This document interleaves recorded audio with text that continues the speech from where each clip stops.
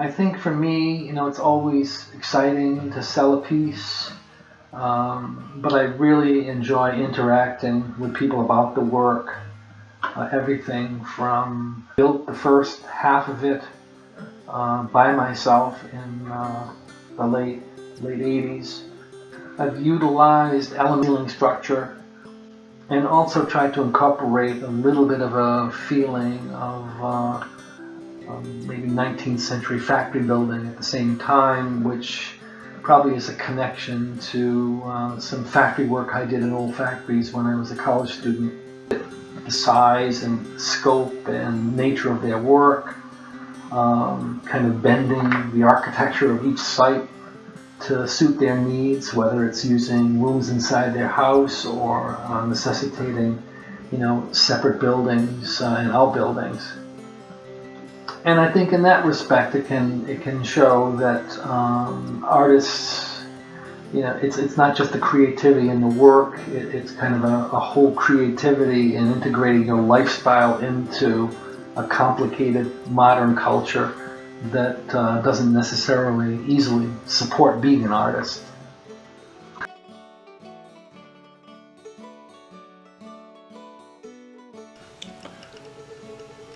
When people visit my studio during the Artist Open Studios, or anytime they visit, in fact, I want the experience to be both exciting and informative. There's always a lot of projects going on here, sculpture, paintings. I want the space to be welcoming and filled with color and high activity. There's usually snacks, music, art publications, and handouts to look at, and I love answering questions about all the different materials I use. And it's been said that the final step in the completion of a visual work of art is when someone looks at it. So for me, the Open Studios event provides an audience which completes the creative process.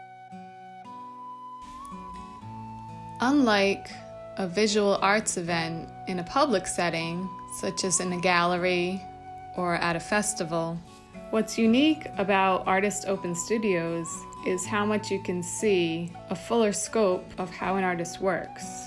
You're able to see older work, newer work, and some work in progress. You can get a sense of how the physical setup supports their technique and to see the range of materials that the individual explores. Viewing some work by an artist in public or online gives us a glimpse. However, here you're looking at how an artist is evolving, and it's a deeper look. It's important for me to keep my hand in artwork and creating as my lifestyle changes. But I'm definitely inspired by nature. I think that has a lot to do with the rural setting that I grew up in and choose to live in now. So when I paint, a lot of times the inspiration will just be clippings from my gardens. So I'll take a little walk around the yard and choose something colorful, something with an interesting shape. And living in New England really is a great way to have a changing and constant source because our natural environment changes with the seasons.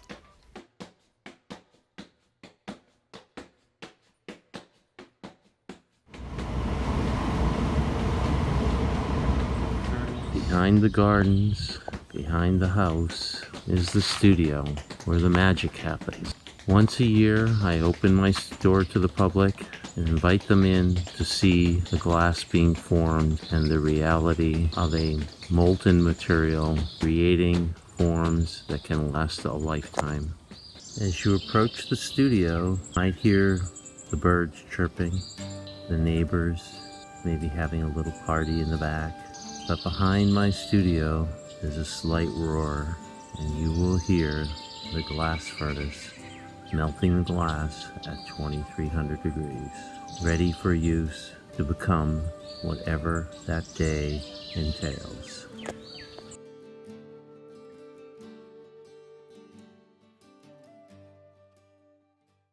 My name is Tom Grabbert. I'm a potter living in Hope, Rhode Island. Good. I have worked in porcelain. Okay, you're gonna hold this hand like so. Yeah. And you're gonna take these three hands and you're gonna... Three fingers. You're gonna, like this. I've worked in porcelain for a period of 40 years. and have developed a unique palette of rich-tone, lead-free glazes to complement my work. I studied at Rhode Island School of Design, and my work has been sold in galleries throughout the United States.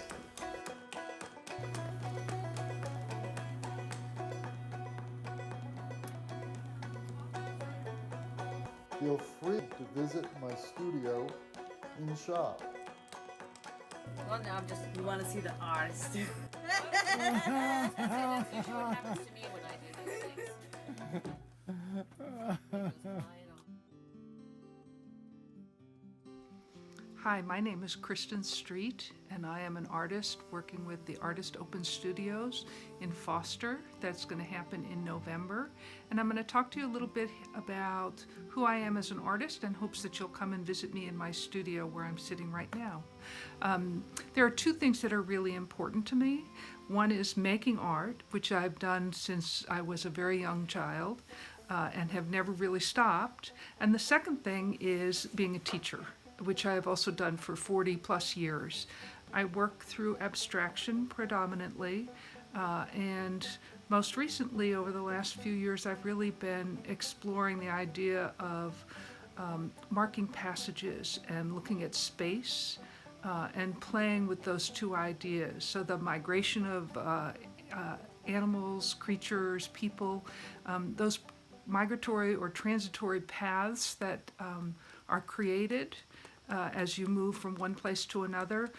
Those kind of things show up in my work through mark making.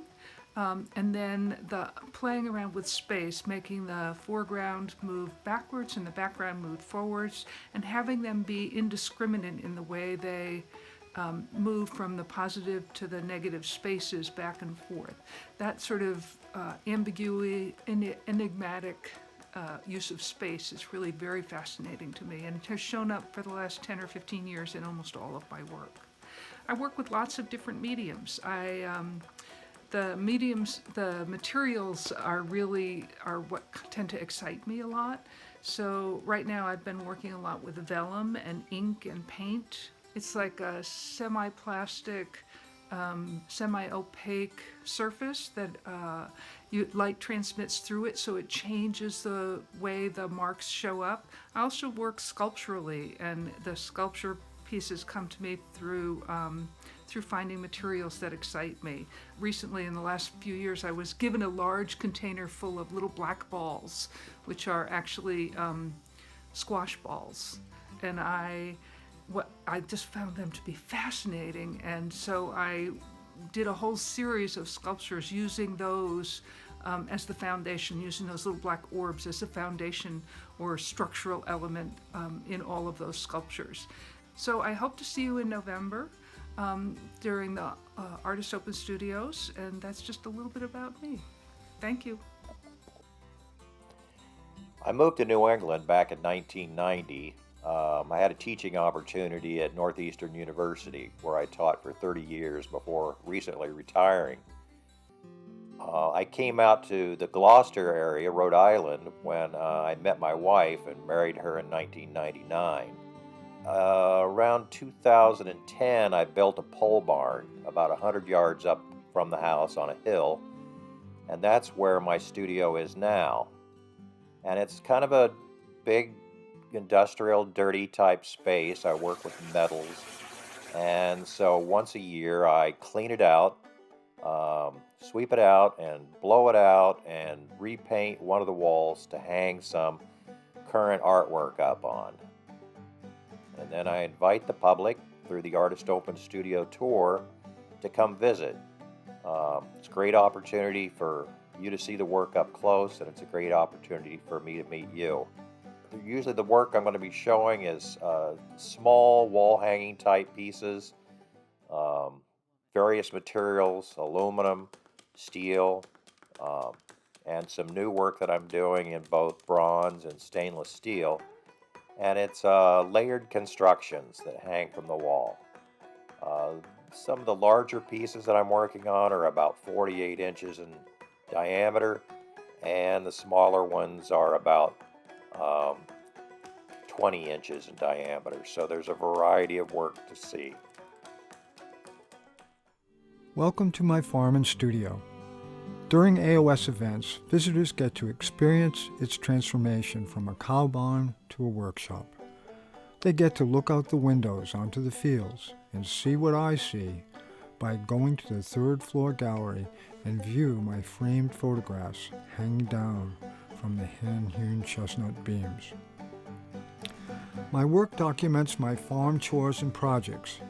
I just mindlessly shoot whatever's going on that day, and after a while they assemble themselves into topics. I go with the flow. I don't need to travel to national parks to photograph nature. I live in it and look within. All sorts of animals visit us.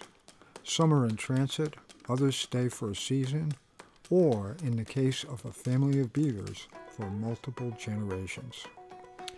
At first, we tried to control them with daily visits to the dam to take down last night's reconstruction. I thought that I could outsmart them, but now I have accepted that they won and I lost. What used to be a small brook is now a large pond surrounded by open space.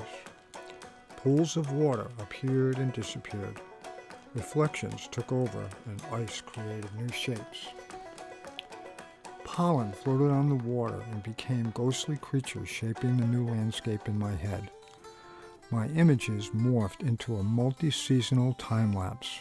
I kept saying, wow. One day, our family dog accompanied me, grabbed a naked beaver branch in his mouth, and ran back to the farmhouse.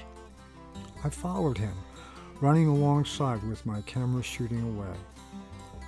I was beside myself.